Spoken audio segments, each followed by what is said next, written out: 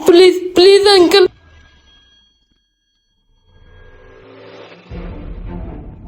Uncle please.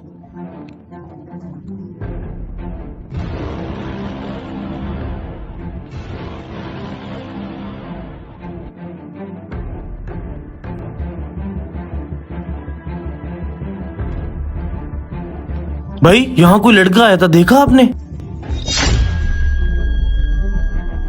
नहीं भाई, यहाँ तो कोई लड़का नहीं आया। अच्छा चलो।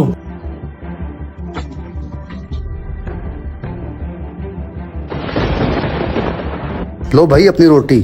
भाई खैर थी, वो आपके पीछे लगे हुए थे। भाई वो ना जी हाय हाय, कैसा? मैंने तुझे कहा था ना। एक मिनट तो मेरी कॉल आई है। हैं? इतने पैसे? हैं? इतने पैसे? ओए, तेरे पास इतने पैसे कहाँ से आए? ओए तू तो कह रहा था मेरे पास पैसे नहीं है। चल अब हमें पिज्जा खिला। अच्छा छोड़ो तो सही, खिला देता हूँ। हैं?